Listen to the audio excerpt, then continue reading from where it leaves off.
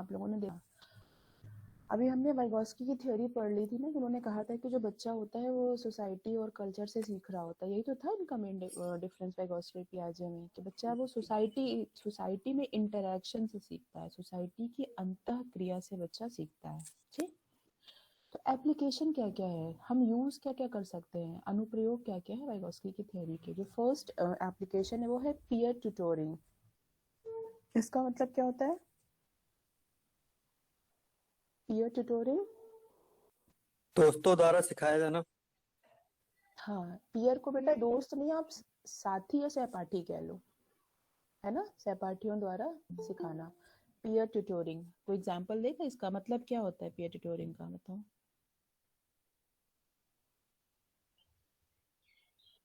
हम्म ma'am मतलब ma'am जो ये किसी भी सिचुएशन में जब हमें रिएक्ट करना होता है, तो कई बार ऐसा देखा जाता है कि स्कूल कॉलेजों में जो हमारे सहपाठी रहते हैं, क्लासमेट्स रहते हैं, वो हमें किसी भी सिचुएशन में हेल्प करते हैं, तो वो जो एक प्रकार का गाइडेंस है, उसी को ट्यूटोरिंग बोला जाता है।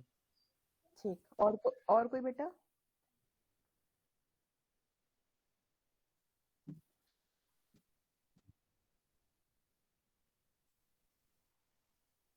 नहीं, that is peer ma'am pressure जैसे बेटा। क्लास में टीचर्स की कमी है तो कोई बच्चा उसमें जो ज्यादा, जैसे हम लोगों से ज्यादा जानता है, वो जाके पढ़ा दे, हम लोग को हाँ बता दे, हाँ, वो चीजें डिस्कस कर दे। This one is correct answer.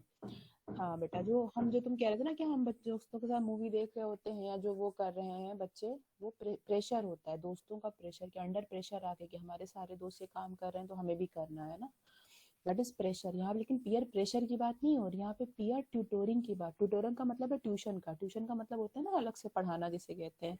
तो साथी कब पढ़ाएगा, आप कई बार देखोगे बेटा कि हम टीचर से कुछ चीजें नहीं समझ पाते, मान लो टीचर ने कुछ समझाया या मैथ्स का कोई क्वेश्चन समझा रहे हैं, बच्चे को नहीं समझ में आएगा, लेकिन जो उसका साथी होता है ना, जो तेज होता है पढ़ने में, उससे समझ में आ गया।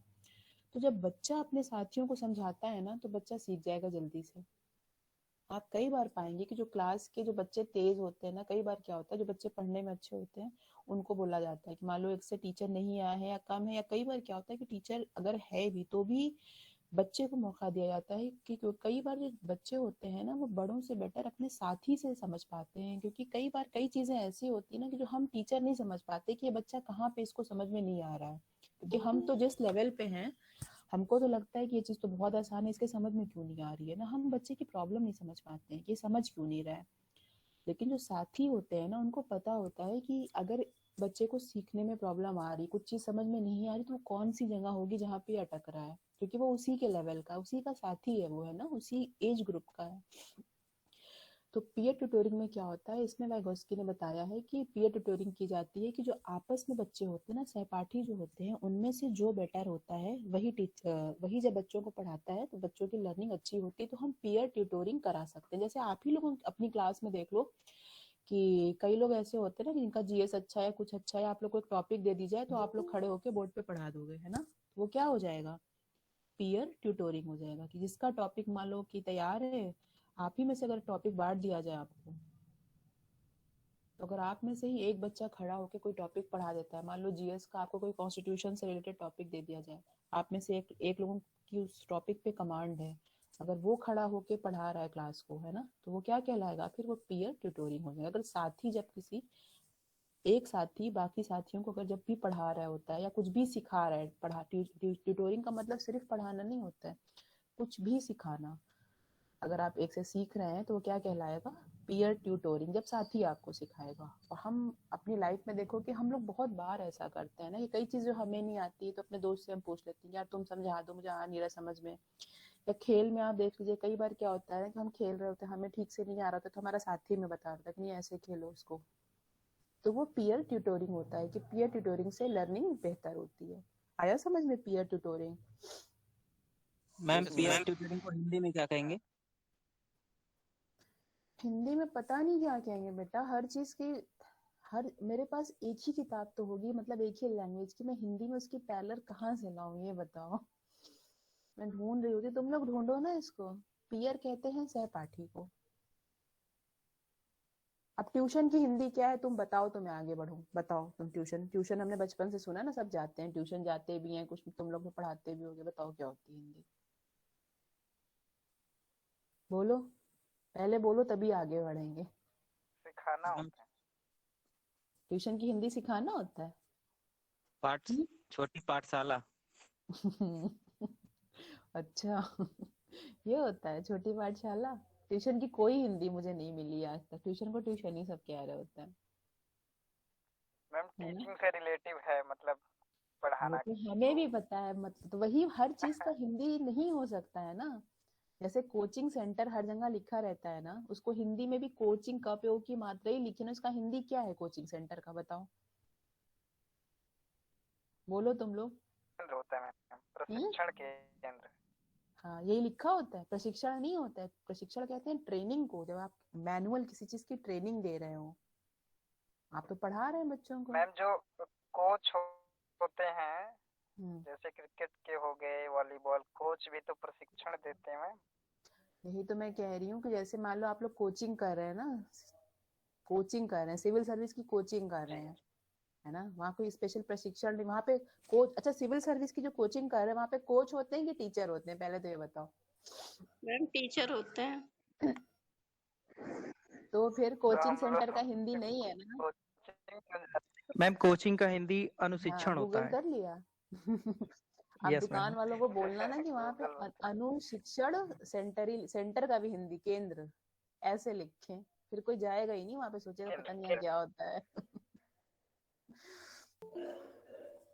आ गया। यस मैम आ गया। हाँ, तो बस मेन वही है बेटा, बाकी तुम लोग ढूंढ लिया करो पीयर ट्यूटोरिंग का मतलब। नेक्स्ट वन है, देखो ये दो चीजें हैं, कोऑपरेटिव लर्निंग और कोलैबोरेटिव प्रोजेक्ट, है ना। ये दो अलग अलग चीजें हैं, क्योंकि जगह नहीं थी मैंने एक में ही लिख दिया। कोऑपरेटिव लर्निंग कहते हैं किसको, सहभागिता अधिगम को, ठीक। जी इसमें क्या होता है, कोऑपरेटिव लर्निंग में क्या होता होगा, सीखने में कोऑपरेटिव मदद लर्निंग करते हैं। एक दूसरे की, ठीक है। पीयर जी ट्यूटोरिंग मैम। में क्या होता है, देखो पीयर ट्यूटोरिंग में ये होता है, हेलो, पीयर ट्यूटोरिंग जी में मैम ये आवाज होता आ है, यस। एक सेकेंड बेटा रुको, साथ में सब मिल के सीखते हैं बच्चे, ठीक है, दैट इज कोऑपरेटिव लर्निंग। अच्छा, कोऑपरेटिव लर्निंग में पीयर ट्यूटोरिंग में क्या फर्क है, क्योंकि पीयर ट्यूटोरिंग का मतलब भी नाम से जान लो कि सहपाठी आपको पढ़ा रहा होगा, और कोऑपरेटिव में भी साथ में सीख रहे हो, तो दोनों में फर्क क्या होता है, पीयर मैम ट्यूटोरिंग और पीयर कोऑपरेटिव। में कोई एक पार्टिकुलर हमें बताता रहता है, हम्म। और कोऑपरेटिव एक दूसरे को हम बताते हैं। हाँ एग्जैक्टली देखो पीयर में क्या होगा, पीयर ट्यूटोरिंग में कि जो सहपाठी तो वो होगा, लेकिन वो रोल टीचर का ले लेगा, ठीक है, वो आगे आके पढ़ा रहा होगा, वो बाकी बच्चों से ज्यादा जान रहा होगा, ठीक है, तभी तो वो जी आपके लिए ट्यूशन के लिए खड़ा हुआ है, आगे आया है, मतलब उसकी नॉलेज बाकी बच्चों से थोड़ी ज्यादा है, ठीक है। लेकिन कोऑपरेटिव लर्निंग में क्या होगा कि यहाँ पे किसी की ज्यादा या कम जी नहीं, यहाँ पे एक दूसरे का साथ देके के हम सीख रहे होते हैं, ठीक है, एक दूसरे की मदद, हम सब एक दूसरे की मदद कर रहे होते हैं, दैट इज कोऑपरेटिव लर्निंग। अच्छा, आप लोग कॉपी में ना इसको अलग लिखना, कोलैबोरेटिव प्रोजेक्ट है ना, ये मैंने एक में डाला है, पर मैंने यहाँ पे लगा दिया है ऑब्लिक का साइन, पर अलग लिख लेना, ठीक। कोऑपरेटिव प्रोजेक्ट क्या होता है,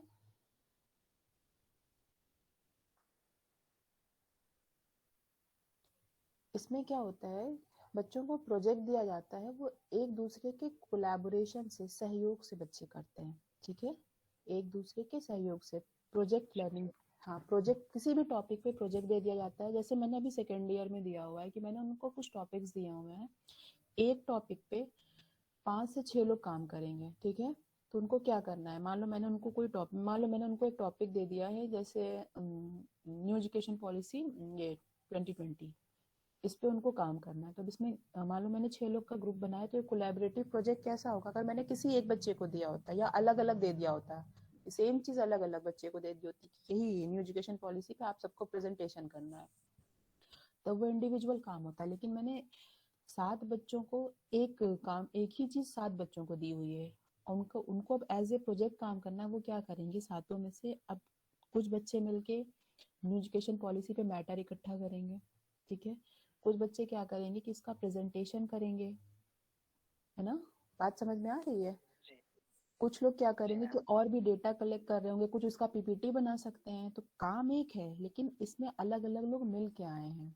कुछ डेटा कलेक्ट करेंगे, कुछ अलग अलग जगह से ढूंढेंगे ना कि कहाँ से हमें आसान लैंग्वेज में मिल सकता है, कोई पीपीटी बना रहे हैं, कुछ आके सामने प्रेजेंट करेंगे।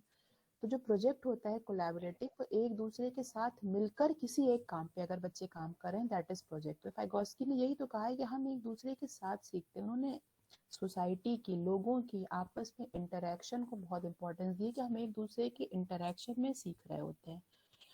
तो अगर आप वाइगोत्स्की का आप एप्लीकेशन पूछेंगे एजुकेशन में, तो एक इनका है पेयर ट्यूटोरिंग, इससे बच्चे सीखते हैं। कोऑपरेटिव लर्निंग करा सकते हैं, कोलैबोरेटिव प्रोजेक्ट दे सकते हैं, ठीक है। इंडिविजुअल प्रोजेक्ट देने के बजाय हम बच्चों को कोलैबोरेटिव प्रोजेक्ट दे सकते हैं, इससे बच्चों में टीम स्पिरिट भी डेवलप होती है। फिर क्या है असिस्टिव लर्निंग। असिस्टिव लर्निंग में क्या होता है कि असिस्ट करना मतलब सहायता करना है। सहायता करना। इसका हिंदी देख लेना बेटा क्या होता है असिस्टिव लर्निंग।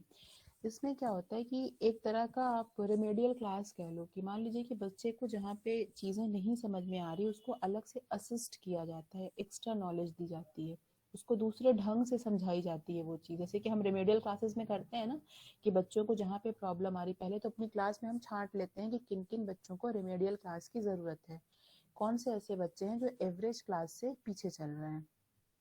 तो जो बच्चे एवरेज क्लास से पीछे चल रहे होते हैं उनको हम रेमेडियल क्लास देते हैं ना, उनको फिर हम असिस्टिव लर्निंग कराते हैं कि उनको अलग से हम और हेल्प कर रहे होते हैं, सहायता दे रहे होते हैं उस चीज़ को लर्न कराने में। और नेक्स्ट है रेसिप्रोकल टीचिंग, इसे कहते हैं परस्पर शिक्षण। रेसिप्रोकल टीचिंग का हिंदी होता है परस्पर टीचिंग। इसमें क्या होता है, इसमें एक दूसरे को सिखाया जाता है। जैसे कि आप नॉर्मली देखते हो कि टीचर पढ़ाता है, बच्चा सीखता है, लेकिन रेसिप्रोकल में क्या होता है, यहाँ पे हेल्दी डिस्कशन हो रहा है। जैसे आपका और हमारा लेवल है, स्पेशली हायर में हो सकता है कि जहाँ पे हम अगर कोई टॉपिक लें तो उसमें आप और हम दोनों रेसिप्रोकल टीचिंग कर सकते हैं। कई बार क्या होगा कि आप हम मुझसे सीख रहे होंगे, और कई केसेस में ऐसा आएगा कि जहाँ पे आप मुझे सिखा रहे होंगे। जैसे कि आप मेरा, जैसे जीएस आप लोग का बहुत स्ट्रांग होगा, है ना, क्योंकि आप सब तैयारी कर रहे हो। तो अगर जीएस का पार्ट सीखना है या ऐसा कोई चीज़ है जहाँ पे जीएस डिस्कशन हो रहा है, तो वहाँ पे आप मुझे सिखा रहे होगे। जैसे अभी मैं बताऊं कि सेकेंड ईयर में हम लोग कॉन्स्टिट्यूशन के आर्टिकल्स पढ़ रहे हैं कि किस आर्टिकल में क्या दिया हुआ है। तो जो सेकेंड ईयर के जो बच्चे हैं ना, तो वहाँ पे समझ लो कि वो मुझे कई चीज़ें ऐसी बता रहे हैं कि जो मुझे नहीं आती है।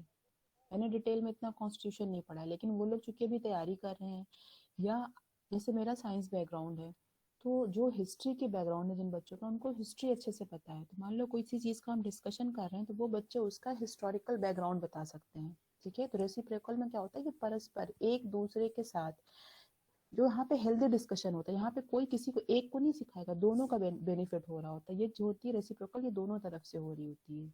जिस चीज को जिस एंड को ज्यादा जिस बारे में पता होगा, मान लो टीचर को पता है तो वो दूसरे को बता रहा होगा, दूसरे को कुछ पॉइंट्स पता है तो वो पहले को बता रहा होगा। या मान लो कोई बिल्कुल नई चीज आई है जिसके बारे में आपको हमें दोनों को ही नहीं पता है, तो उस बारे में क्या होगा कि जो टीचर होगा वो बोल देगा, टॉपिक क्लास में दे देगा कि कल हम लोग इस टॉपिक पे बात करेंगे, और उसके बाद उस पर फिर डिस्कशन होगा। वो रेसिप्रोकल टीचिंग होगी। कुछ पॉइंट टीचर बताएगा, टीचर को पता होंगे, कुछ पॉइंट्स स्टूडेंट बताएंगे, उनको मालूम है, कुछ पॉइंट्स पे उनकी नजर पड़ी होगी, है ना। इसे कहते हैं रेसिप्रोकल टीचिंग, एक दूसरे के साथ परस्पर शिक्षण हिंदी में कहते हैं। परस्पर का मतलब क्या होता है, दोनों एंड से दिया लिया जाता है ना, उसी को तो कहते हैं परस्पर, या कुछ और होता है, बताओ परस्पर किसे कहते हैं। परस्पर का मीनिंग बताओ क्या होता है। क्या? पर का मतलब शायद ना म्यूचुअल मतलब दोनों ओर से, है ना। तो रेसिप्रोकल में यही होता है कि दोनों ओर से होता है। और हायर लेवल पे आके तो यही हो रहा होता है ना, यहाँ पे कोई एक ज्ञान नहीं होता देता है, यहाँ पे टीचिंग कम डिस्कशन ज्यादा हो रहा होता है, दोनों एंड से नॉलेज का शेयरिंग हो रही होती है, ठीक है। तो एप्लीकेशन, इस इतने जो टर्म्स बताए गए इनमें से कोई ऐसी जो आपको नहीं समझ में आ रहा हो गया। जी मैम।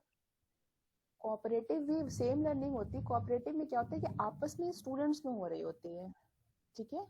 आपस में स्टूडेंट्स में ऑपरेट करके एक चीज को सीखने की दोनों कोशिश कर रहे होते हैं। लेकिन रेसिप्रोकल में क्या होगा कि दो एंड होंगे। टीचर, मान लो कि टीचर है और स्टूडेंट है, और दोनों एक दूसरे के साथ नॉलेज का शेयरिंग कर रहे हैं। कोऑपरेटिव में क्या होगा कि गोल एक होगा। मान लो टेबल सीखना है बच्चों को, टेबल लर्न कर रहे हैं 17-18 का, तो वो दोनों एक दूसरे की मदद करके सब बच्चे सीख रहे होंगे, ठीक है, दैट इज कोऑपरेटिव। लेकिन रेसिप्रोकल में क्या होगा कि यहाँ पे मान लो कि टेबल हम कैसे बच्चों को सिखा, जैसे मैं आपके लेवल की बात कर रही हूँ कि मान लो आप और हम अगर डिस्कस कर रहे हैं कि क्या करा जाए कि बच्चे आसानी से सीख जाएं कोई भी चीज, तो आप कुछ ढंग बताओगे। जैसे 9 का टेबल का लिखने का ढंग होता है ना कि 1 2 3 4 5 लिख दो, ऐसे नीचे से ऊपर लिख दें, ऐसा होता है ना, पता है कि नहीं 9 की टेबल लिखना? Yes ma'am. हाँ, तो मान लो कि ये तरीका मैंने सोच के आई कि चलो एक टेबल ऐसे पढ़ाते हैं, ऐसी आपके मन में कोई आइडिया आएगा कि कुछ टेबल को हम इस ढंग से पढ़ाएं कि वो बच्चे जल्दी सीख जाएंगे, है ना? या मान लो कोई भी चीज लर्न करनी है, तो मैंने कोई आइडिया निकाला कि इस चीज को अगर हम ऐसे पढ़ाते हैं तो बच्चे जल्दी सीख जाएंगे। आप मुझे आइडिया दोगे कि नहीं मैम, अगर हम बच्चों को इस चीज को, इसका कुछ ऐसा कीवर्ड बता दें तो बच्चे जल्दी सीख जाएंगे। तो यहाँ पे क्या होता है कि यह रेसिप्रोकल में थोड़ा हायर लेवल का होता है, यहाँ पे चीजों का, आइडियाज का एक्सचेंज हो रहा होता है, ठीक है। कोऑपरेटिव में क्या होता है कि गोल एक होता है दोनों का, वहां पे बच्चे सब मिल के सीखते हैं, ठीक है। कोऑपरेटिव में मिल के सीखते हैं। जैसे देखो, अगर कोई हम यहाँ पे डिस्कशन करेंगे ना, तो हम मिल के नहीं सीख रहे हैं, हमारा एक गोल नहीं, यहाँ पे हम आइडियाज एक्सचेंज करेंगे, है ना। आप अपना आइडिया दोगे, मैं अपना आइडिया दूंगी, लेकिन कोऑपरेटिव में क्या होता है, गोल सेम होता है, आप दोनों मिल के लर्न करोगे। जैसे मैं आपको पियाजे, हाँ, जैसे रेसिपी, मान लो मैंने आपको पियाजे की थ्योरी दे दी, ठीक है। अब पियाजे की थ्योरी आपको याद करनी है। अब आपकी पूरी क्लास बेटा लग कर, आप लोगों ने अपनी पूरी क्लास में लग कर अगर आप पियाजे की थ्योरी को याद कर रहे हो, ठीक है, पूरी क्लास समझने की कोशिश कर रही है, मान लो किसी को कोई पॉइंट समझ में आ रहा है, किसी को कोई स्टेज समझ में आ रही है, मिल के आप एक दूसरे के साथ लर्न कर रहे हैं बेटा, दैट इज कोऑपरेटिव लर्निंग। मान लो आपकी क्लास से एक बच्चा खड़ा हो जाता है, ठीक है, मान लीजिए आपकी क्लास से एक बच्चा अगर खड़ा हो जाता है, वो जाके पियाजे की थ्योरी पढ़ा रहा है, बाकी आप ही बच्चों को, मैं क्लास में नहीं हूँ, मैं तो पढ़ा के चली गई, अब एक बच्चा खड़ा होकर बोर्ड पे पढ़ा रहा है, ठीक है, तो वो कौन सी टीचिंग हो जाएगी आपकी? Peer tutoring. तब वो पीयर ट्यूटोरिंग हो गई। Peer tutor. हाँ, अब आप सब मिलके सीख रहे हो आपस में, है ना, आप सब एक दूसरे की हेल्प कर रहे हो, कोई एक स्टेज को पढ़ा रहा है, दूसरा वाला दूसरी स्टेज को पढ़ा रहा है, सब मिलके कर रहे हो, दैट इज आपका कोऑपरेटिव हो गया। मैंने प्रोजेक्ट दे दिया आपको कि पियाजे पे प्रोजेक्ट बना के लाओ, अब आप में से कुछ लोग मैटर इकट्ठा कर रहे हो, कुछ पीपीटी बना रहे हो, आप में से कुछ कहोगे कि नहीं, जब मैम जिस दिन बोलेंगी तो मैं खड़ा होकर प्रेजेंट करूंगा, है ना, तो वो प्रोजेक्ट हो गया। सब लग गए हैं कि कैसे इसको और बेहतर बनाए, अलग अलग आप लोग पिक्चर पियाजे की थ्योरी से ढूंढ के ला रहे हो, कोई पिक्चर ढूंढ के ला रहा है कि नहीं ये वाली सही रहेगी, ज्यादा इसके साथ मैच करेगी, ये हो गया।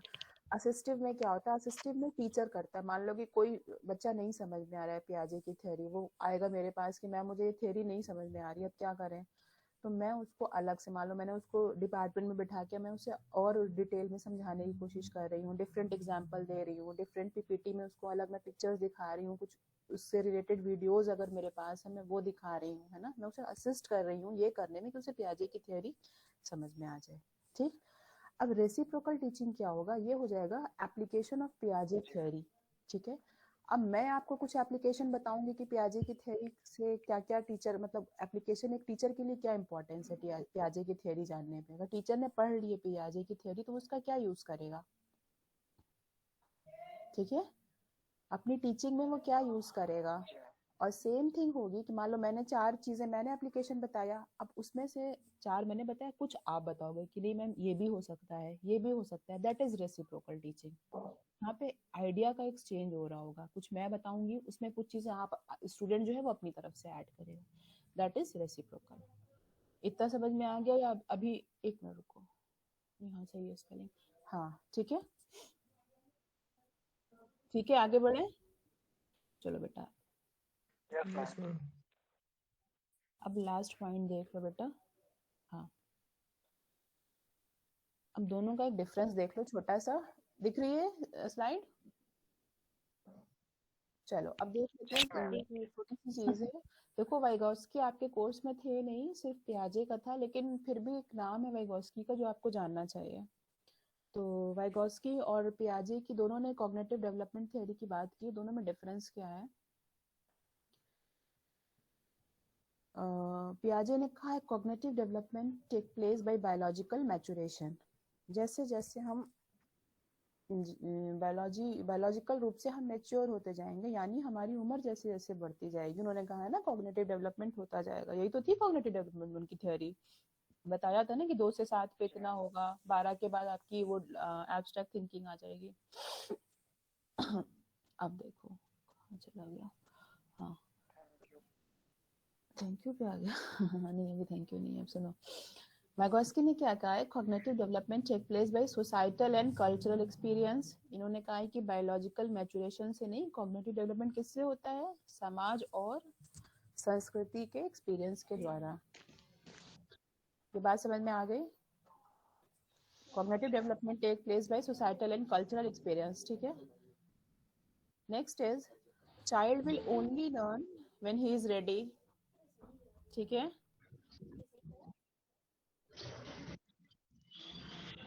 अजय ने कहा child will only learn when he is ready,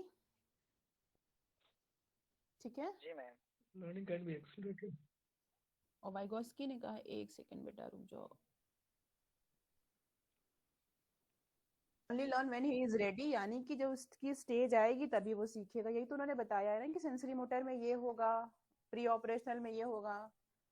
उन्होंने बताया कि जैसे जैसे स्टेज आएगी, उन्होंने कहा child will only learn when he is ready. Ready का मतलब क्या है, जब वो उसकी स्टेज आ जाएगी, बायोलॉजिकल वो मेच्योर हो जाएगा, तब वो सीख लेगा। लेकिन वाइगोस्की ने क्या कहा है, learning can be accelerated, learning को तेज किया जा सकता है। एसिलेटेड का मतलब होता है तेज करना, तीव्र करना, स्पीड को बढ़ाना। एसिलेटर होता है ना गाड़ी में, सेम चीज है। उन्होंने कहा है कि जरूरी नहीं कि जब उसकी वो एज आएगी तभी वो सीखेगा, हम लर्निंग को बढ़ा सकते हैं। बढ़ा कैसे सकते हैं, इन्होंने पहले ही कहा, सोसाइटी और कल्चर का एक्सपीरियंस। कहते हैं कि हम बच्चे को जितना अच्छा सोसाइटी जैसे एनवायरनमेंट में बच्चा रहेगा, अगर उसको वाइगोस्की की थ्योरी में आपने वो भी पढ़ा होगा ना, इसका फोल्डिंग, इसका फोल्डिंग होती है ना फिर। हाँ तो इसका फोल्डिंग होती है। हाँ तो सहायता कौन देता है, मोर लर्नेड पर्सन। तो जो मोर लर्नेड अदर्स होगा, जो भी होगा, ठीक है, मोर लर्नेड अदर्स जो होंगे वो बच्चे को इसका फोल्डिंग देंगे। तो उन्होंने कहा कि इसका फोल्डिंग देके हम बच्चे की लर्निंग को तेज कर सकते हैं। जरूरी नहीं कि हम उसकी स्टेजेस का वेट करें कि वो किसी पर्टिकुलर स्टेज को जब तक वो पहुंचेगा तभी वो लर्निंग सीखेगा। एक तो ये डिफरेंस हो गया। नेक्स्ट इज पियाजे जो थे, ही इज कॉग्निटिव कंस्ट्रक्टिविस्ट, और वाइगोस्की जो थे वो सोशल कंस्ट्रक्टिविस्ट थे। कंस्ट्रक्टिविज्म का मतलब पता है बेटा, ये एक स्कूल ऑफ थॉट है। कंस्ट्रक्टिविज्म, कंस्ट्रक्टिविज्म को क्या कहते हैं, संरचनावादी, ठीक है। कंस्ट्रक्टिविज्म का हिंदी लिख लो, संरचनावादी, पढ़ भी लेना। ये मानने वाले लोग कहते हैं कि जो बच्चे होते हैं ना, ये अपनी नॉलेज को खुद कंस्ट्रक्ट करते हैं, अपने ज्ञान का निर्माण बच्चा खुद करता है। ये बात तो आ गई। इस बात पे दोनों राजी थे, दोनों मानते थे। पियाजे भी यही कहते थे कि बच्चे अपने ज्ञान का निर्माण खुद करता है, और वाइगोस्की भी कहते थे कि बच्चे अपना ज्ञान का निर्माण खुद करते हैं। लेकिन कैसे करते हैं, इस बात पे दोनों में फर्क है। पियाजे कहते हैं कि child learn through self activity, बच्चा अपने आप क्रिया करके, अंतः क्रिया जो अंतः नहीं किया, बच्चा अपने आप क्रिया करके, स्व क्रिया करके बच्चा चीजों को सीखता है, खुद क्रिया करके, सेल्फ एक्टिविटी। लेकिन वाइगोस्की ने कहा कि जो बच्चा होता है, learn through instruction and guidance, ठीक है। बच्चा समाज और कल्चर की अंतः क्रिया से सीखता है, अपनी सोसाइटी से सीखता है, अपने कल्चर से सीखता है। और पियाजे ने कहा कि बच्चा खुद से सेल्फ एक्टिविटी करके वो सीख जाता है। तो ये कॉग्निटिव कंस्ट्रक्टिविस्ट कहलाए, ये सोशल कंस्ट्रक्टिविस्ट कहलाए, क्योंकि उन्होंने कहा कि बच्चा सोशल, समाज से अंतः क्रिया करके सीख जाता है। एक और बहुत बड़ा फर्क है, लैंग्वेज डेवलपमेंट को पियाजे ने कोई ज्यादा इंपॉर्टेंस नहीं दी है, लेकिन वाइगोस्की की थ्योरी में लैंग्वेज को बहुत इंपॉर्टेंट एक टूल माना गया। आपने देखा होगा ना कि जो तीन कारण बताए वाइगोस्की ने सीखने के, वो 3 है, एक सोसाइटी है, एक कल्चर है, एक लैंग्वेज है ना। इतनी इंपॉर्टेंट जगह दी है लैंग्वेज को वाइगोस्की ने। पियाजे ने लैंग्वेज को इतनी इंपॉर्टेंस नहीं दी है। पियाजे ने कहा है कि language develop as a result of cognitive development. जैसे जैसे बच्चे का मानसिक विकास होगा, बच्चे की लर्निंग हो जाएगी, ठीक है। बच्चे का जो मानसिक विकास होगा, जब उसकी लर्निंग हो जाएगी, यही तो उन्होंने बताया ना कि जैसे जैसे उम्र बढ़ेगी उसकी लर्निंग। तो उन्होंने कहा कि भाषा भी जैसे जैसे बच्चे की एज बढ़ेगी, कॉग्निटिव डेवलपमेंट होगा, उसकी लैंग्वेज उसको आ जाएगी। लेकिन वाइगोस्की ने कहा है कि role of language is very important in learning. उन्होंने कहा है कि लैंग्वेज आने से बच्चे की जो लर्निंग है वो बढ़ जाती है, तीव्र हो जाती है। लैंग्वेज से बच्चे की लर्निंग एक्सेलरेट हो जाती है या लर्निंग डेवलप होती है लैंग्वेज से। तो लैंग्वेज बहुत बड़ा इंपॉर्टेंट रोल प्ले करती है सीखने में। और लास्ट डिफरेंस है, देखो पियाजे ने कहा है डेवलपमेंट लीड्स टू लर्निंग। उन्होंने कहा है कि जैसे विकास होगा उससे लर्निंग होती रहेगी, है ना। जैसे जैसे बायोलॉजिकल मैच्योर होगा, मतलब डेवलपमेंट को उन्होंने मैचुरेशन से लिया है कि जैसे जैसे उम्र बढ़ेगी बच्चे की लर्निंग होने लगेगी। यही तो उन्होंने कहा था ना कि इतनी एज के बाद बच्चे को ये पता चल जाएगा, फिर ऐसा होगा तो कब उनकी कॉन्क्रीट लर्निंग आ जाएगी, एब्स्ट्रैक्ट लर्निंग आ जाएगी। तो उन्होंने बताया है ना कि उन्होंने उम्र बता दी थी कि ऐसे ऐसे एज के साथ डेवलपमेंट में लर्निंग होगी। लेकिन वाइगोस्की ने इसका जस्ट ऑपोजिट कहा, उन्होंने कहा लर्निंग लीड्स टू डेवलपमेंट। उन्होंने कहा कि लर्निंग पहले होगी, लर्निंग के होने से विकास होगा। देखो यहाँ पे दोनों ऑपोजिट हो गए हैं। पियाजे ने कहा है विकास होने से लर्निंग होगी, वाइगोस्की ने कहा है कि नहीं, लर्निंग होने से विकास होगा। तो मेन डिफरेंस जो है पियाजे की थ्योरी में और वाइगोस्की की थ्योरी में, मेन डिफरेंस यही है। आ गई?